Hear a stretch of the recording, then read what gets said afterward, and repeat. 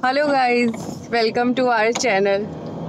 So here we are, Pranav, with our first vlog, and we want to thank you so much for being a family of 30,000 and giving Aaj Sagai so much love.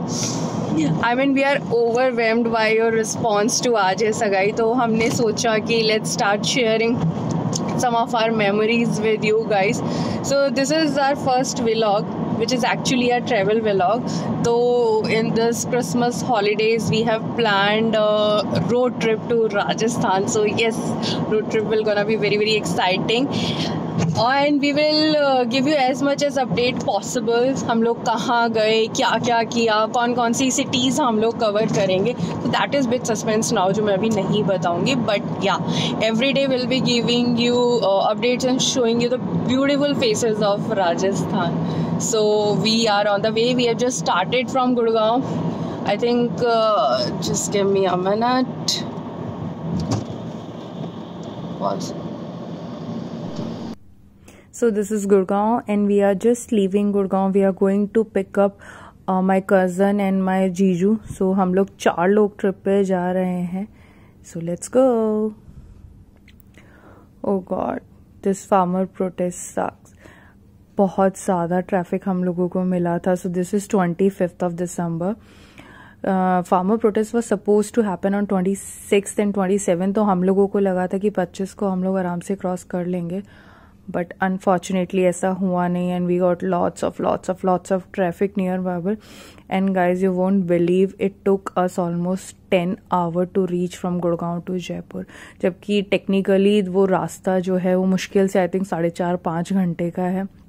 But due to this farmer protest हमें उल्टा जाना पड़ा और हमने अपनी गाड़ी अलवर होते हुए एंड देन बैक रास्ते से निकाली. बहुत रात भी हो गई थी हमें जयपुर पहुंचने में. But yes, everything has a good part also. So यहाँ पे हमें देखने को मिले बहुत ही ब्यूटीफुल नज़ारे, वो गांव की गलियाँ, सरसों के खेत specially, which is like a treat to आई.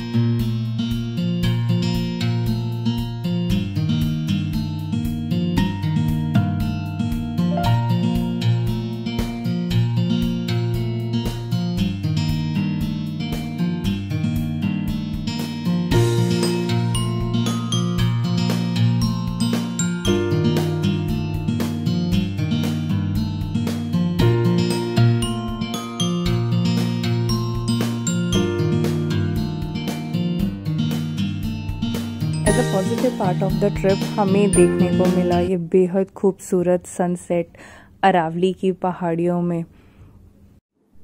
तो चलिए आपको लेके चलते हैं जयपुर.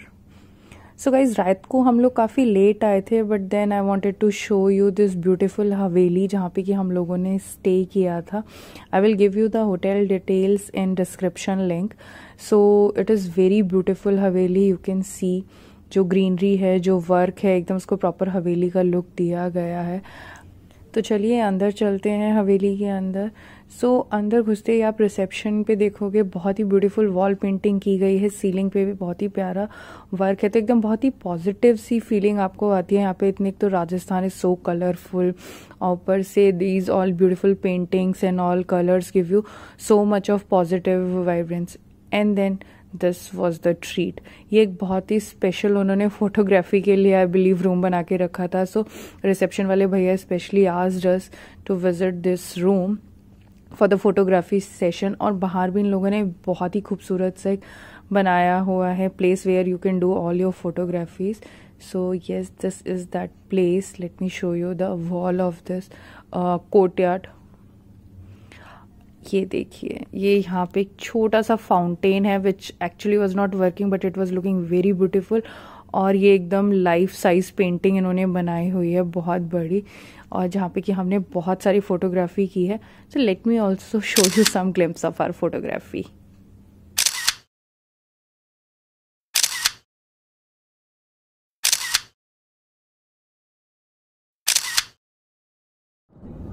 सो गाइस, जयपुर में हम लोगों ने ज़्यादा कुछ घूमा नहीं, बिकॉज एक तो हम सब लोग पहले भी जयपुर घूम चुके हैं, plus as we reach late तो हम लोग के पास टाइम भी नहीं था जयपुर घूमने का. सो हम लोग directly now we are heading towards Ajmer.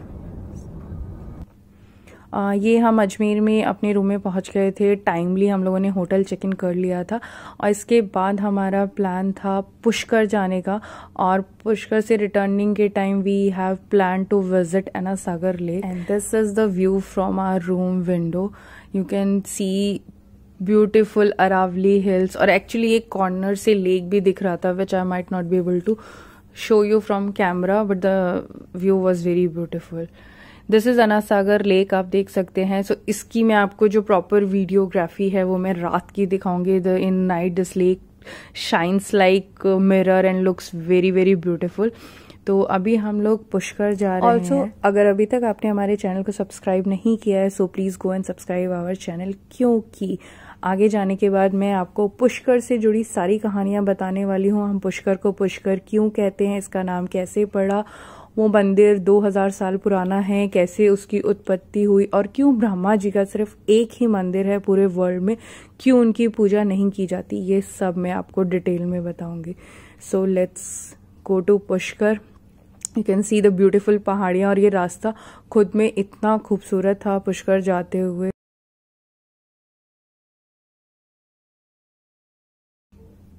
So guys हम पुष्कर पहुंच चुके हैं। ये पीछे मंदिर आप देख सकते हैं मेरे पीछे, पार्किंग में बस हमने अभी गाड़ी लगाई है, तो चलिए आपको लेके चलते हैं। So we have started from the market. यहाँ पे आप देख सकते हैं, तो मैं आपको दिखाऊंगी। यहाँ पे एक छोटी सी मार्केट है पुष्कर के सामने जहाँ से आपको राजस्थानी कपड़े, चूड़ियाँ, तलवार, हैंडीक्राफ्ट मटेरियल, लकड़ी का सामान, कॉपर का सामान, ये सब कुछ आपको मिल सकता है। So I just wanted to show you कि what all you can buy for your loved ones. So there is a lots of beautiful material here.